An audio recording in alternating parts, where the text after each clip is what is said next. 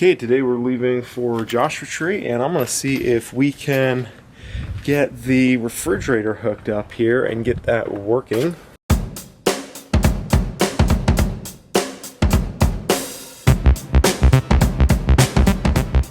We haven't really used the refrigerator. We've been just kind of poaching refrigeration space off of people that we're staying with up till this point. This time we're going to try to hook it up to the battery on the car so that it can charge while we're driving. And then when we get to our destination in Joshua Tree, the place where we're staying, we're going to plug into 120 volt power out there, and then hopefully, we'll see if it works out. Now, we're going to actually test this with live perishables, so not live like living things, but we're going to actually test this out with some real perishable food, so hopefully this will work out pretty well. Okay, so I've got the power connected underneath the car. I still have to put the hitch down, but I'm just kind of testing this out initially just to see if this is going to work. And of course the battery here, and we're going to access the refrigerator compartment in through this panel here. Little screwdriver, turn these grommets vertically, and then just pop one and pop two, and off we go.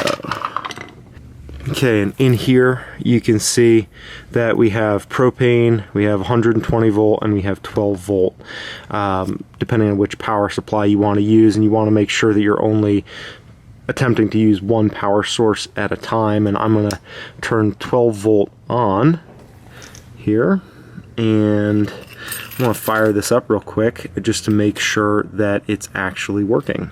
But yeah, when I put my hand in there, I can definitely feel that it's cool. So I think it's working, and that's exciting. We're gonna have to see how it works on the trip today, and then hopefully one by one testing out the different systems in here.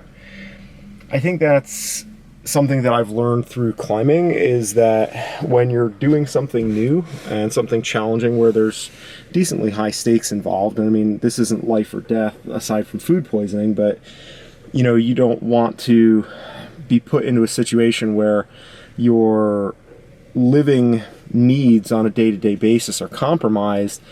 And so if you're able to transition gradually and test each individual system sort of in isolation so that you're not compounding a bunch of variables and then amplifying the frustration when, those little things that are going to go wrong, when it's not happening across several different systems all at once, but you have time to really iron out each system individually and then move on to the next one and get that one dialed. And then that way you have at least some part of your setup that you have dialed in and is working, and then from there you can move to each step successively. Refrigeration and electricity, that's going to be kind of our project for this trip to Joshua Tree, just making sure we get everything sort of get accustomed to using those systems a little bit better.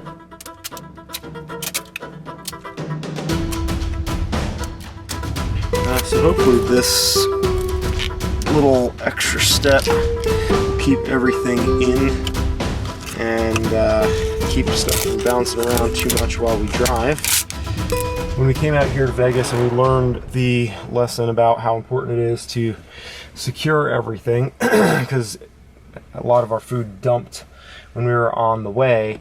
And aside from the cupboards though, everything pretty much stayed in place here. As you see with the cargo stuff, the textiles, they'd stay in there pretty easily by themselves, and pillow stuff back there, and it's kind of held in by the cabinet, so that's pretty easy. We have some clothes in here, and then underneath the table here, I don't know if you can see too much, we got our Goal Zero battery packs down there so that we can charge electronics. some stuff for Lilo in here, a ball, some diapers, more diapers, leveling blocks, and we're going to probably use those when we get out to Joshua Tree. And then underneath here we got the heater, a box with some miscellaneous stuff, and you know, we got a box of Lilo's books and, you know, a little backpack and stuff. So all that stuff comes out when we get to our destination. Then we just kind of like unpack and rearrange. And what is going to happen is all this stuff in here is going to come up onto the top shelf like it was, and then under here the bed, you know, comes out, and then a lot of the stuff that is underneath, that stuff is going to be moved around a little bit. Probably a lot of it will actually go up there as well, because there's room for additional items up there. We can't put it up there while we're driving, of course, so we have to stow it underneath. And there is actually a decent amount of room left in the car too. So when we get to our destination, we stop. Some of our containers can actually go outside, like our shoe container and some of the climbing gear. I have some of my camera stuff and audio stuff in Pelican cases that are like 100% bomb-proof, weatherproof, and like dust-proof. So I can kind of be a little more creative with what goes where.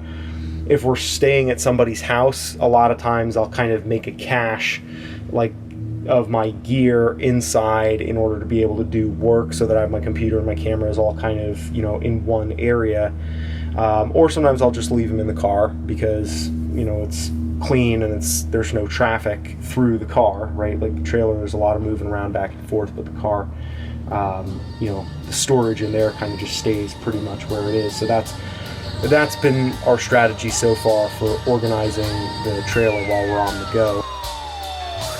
Every one of us is unique, so just recognize it and live your dream. We all look alike, but we're different breeds. See, authenticity is the key. The key to peace and a happy life, and many more things. Yeah, that is right. I would never tell you a bad advice. Wrote this cause it's what I had to write. Cause everything happens for a reason. The rain, the wind, and the four seasons. And once I noticed this fact, everything made sense and life became more decent. I started to become my true self. I wish I was somebody that I knew well. I just had to figure out who I really was, because I was tired of going through hell. Just stopping for gas here. We've been on the road going I-15 through Barstow, and then from Barstow south into Joshua Tree. Lots of open space out here, lots of people camping, lots of RVs out because there's so much BLM land out here. Happy to report that everything in here is looking pretty tidy. Everything is staying in place and getting decent gas mileage, and the fridge is cold. So we're going to try to pick up some eggs and get back on the road. Because everything you see has a frequency. You need to change your vibration first to get all the